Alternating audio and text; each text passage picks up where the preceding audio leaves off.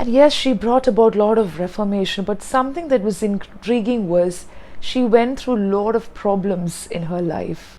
So you know that some of the historical facts got erased purposely, knowingly or unknowingly.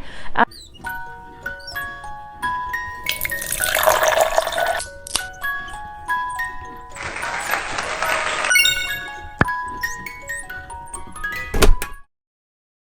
you are not an ordinary girl, but a queen. She got to hear this statement for almost 10 years, and she was brought up in such a way, preparing her journey to become a queen. I'm speaking about the last Queen of Travancore, Her Highness the late Sethu Lakshmi Bai. I don't know whether you have heard about this queen. Of course, even in Kerala, she was forgotten. Her work was completely forgotten till this book got released, The Ivory Throne. It was a beautiful book. I'm not going to do any book review, but I think it's important for you to understand how the princely states functioned under the British rule, and that was somewhere before the 18th century. This queen had her limitations because all of us think that queens, kings, royal family, aristocratic families enjoy a lot, but that was not the case. And she ruled for a very long time, bringing about reformation, empowerment, and also difference in the caste system. She encouraged people who really wanted to reform the society for the good. And you know that some of the princely states did not come under the British rule. They could take decisions on their own, but they had to report and send the updates to the British government. That is a central. So here, Sethu Lakshmi Bai had her plans. And she, along with her cousin Sethu Parvati Bai, was adopted to the royal family in Travancore. So there are a lot of events recorded in this book. It is a work of historical non-fiction, but still, if you get hold of this book, you will get many things. You will get access to how the societies functioned in those days, how they had their limitations, and how people came out of their constraints. Now, I'm not here to give you any book review, but I think you need to understand the roots. Sometimes it's important to dig a bit into the historical arenas of how things have been groomed and how we have been molded to enjoy the modern India. So here, these two girls were adopted to the royal family because they didn't have any heir to the royal throne. And later you will find that Sethu Parvati Bai, who was the cousin of Sethu Lakshmi Bai, gave birth to a son. And of course he was Maharaja Chitra Tirunal, and he was the rightful heir to the throne. But there was a problem. He could begin ruling only after he becomes a major, and that's why it's called the regent queen. Something like an acting queen till the king becomes a major. And yes, she brought about a lot of reformation, but something that was intriguing was she went through a lot of problems in her life. So you may think it's the marital problem, the domestic problems. No, she was completely supported by her children and of course her husband. So I'll give you the experience of reading this book somewhere towards the end of the video. Of course, I enjoyed the whole book, but I took almost 4 to 5 months to complete it. Not because it was so difficult. Of course, the language is rich. It is written by Manu S. Pillai, and he's of course from Kerala. Of course, he has done a beautiful and phenomenal work of digging into the archives of history. So you know that some of the historical facts got erased purposely, knowingly or unknowingly, and this is a book that created such a big controversy because this queen was completely forgotten. Of course, when people do good things, at times they are forgotten. We don't know the reason, and most of the time Maharani Sethu Parvati Bai was always spoken about because her lineage, her grandchildren, everybody lives right now in the Kaudiyar Palace. This queen left Travancore unnoticed, and then her grandchildren grew up in Bangalore. Something is quite intriguing and mysterious, right? Even when I was reading this book, I felt that something was mysterious and has been mysterious. We don't know what really happened, but still At times we forget the good deeds and actions of even royal people who have been into the hard work. And there are a lot of chapters speaking about how she fought her life. Of course, she had people supporting her, but at times, members in the family become jealous. Sometimes they can act mysterious. They can also become susceptible to rumors, and that can interfere with the functioning of people who want to bring about a change in the society.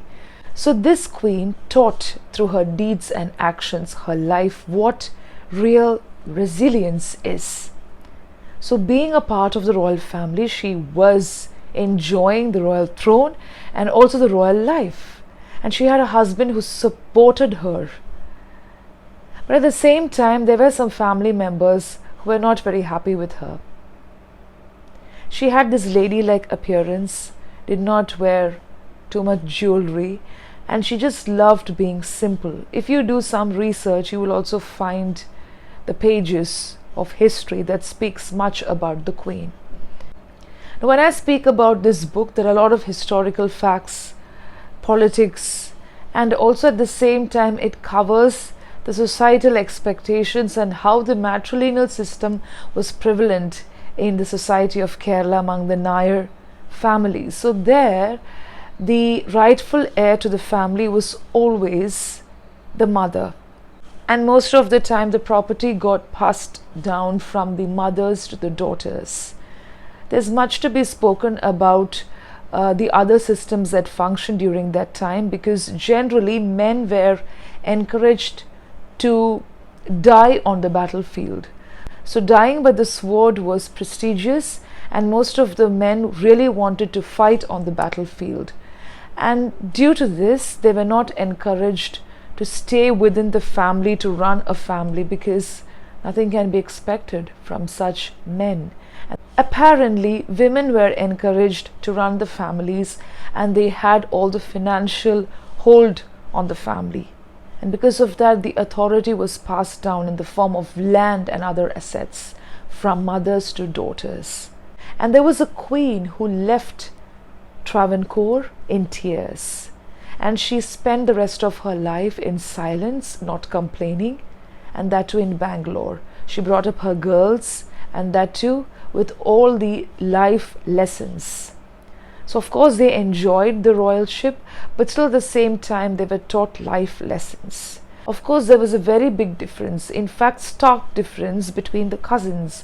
One grew up to be a bold, resilient lady who was quiet and enjoyed the nature, who did not enjoy being in the public just for the sake of showcasing what she has been doing. But Sethu Parvati Bai was quite different. She loved socializing, and she loved hobnobbing with the different strata and levels of the society, and that's how she brought up her children also. We cannot blame anyone here, and that's where there was a very big controversy revolving around this book. Now I will share about my experience. Of course it's a very big book, almost 520 pages, and after reading so many pages I really got bored because a lot of description, historical facts. But later I understood that in order to enjoy the rest of the book I should know these descriptions. That's why the author took time to describe and give details about how the society functioned in those days. So when people say I'm not interested in reading history, of course I'm also a person like that, I think we need to know much about how the societies functioned in order to read about an era, in order to know what people did in those days. It's with much determination that the princely states functioned under the British rule. We cannot blame anyone for this, as I mentioned earlier, but we get to read about other parts of India also. Jaipur and also the northern areas of India that really functioned well under the princely rule. If I have to speak about the language style, of course it's rich and you will get to see a lot of words. So what I did was, after every chapter I wrote down words. I was quite astonished while reading some of the pages, because most of the time we end up praising the royal families, but here certain facts were exposed, and that too in a blunt way. Some of the chapters disclose the functioning of the ministers and how they tried deviating the intentions and objectives of Sethu Lakshmi Bai, who really wanted to reform the society. So there were a lot of impediments, obstacles, and because of that, it was a tumultuous phase for Sethu Lakshmi Bai personally. But she read a lot. She has been reading from a very young age. She exposed herself to different styles of reading, language, politics, society, and that really helped her to rule effectively with efficiency and efficacy. So what makes a person a queen? I thought to myself, it's not just adorning yourself with jewels, but also at the same time, it's not just about ostentatiously portraying yourself to be the head of a particular state or a country, but it's all about the deeds and actions. So even Mahatma Gandhi goes to the extent of writing about her, saying that I've never come across a person as this, so down to earth, humble, and always keeping in mind the needs and aspirations of the society. So it's not just about empowerment, women empowerment, but also she went to the extent of treating every sector of the society equally. She gave equal attention to everyone. So you may think it's just the gender, but to every, there was no color, creed, and caste in those days. Of course, within the society, they had problems, the Naya community, the Christians, of course, the Muslims, but eventually they all functioned together for the good of that particular state. And that was because of the rules that came up and because of the encouragement brought about by the head, and that was Sethu Lakshmi Bai. So you will get all the details when you read these books. I'm not a big fan of historical books. Even when I was learning history, I did not enjoy much because you had to remember a lot of dates and facts, but I enjoy reading the historical aspects. Personally, I'm not a very big fan of history or historical figures and chronicles, but still I enjoyed going back to the roots, reading a lot about how many parts of India functioned, that too within the constraints of the British rule, and also how people took effort to learn towards learning and development. And also it's a salubrious way of celebrating the life in those days, and that's what Manu S. Pillai is also trying to bring to your attention, because a lot of research has gone into this.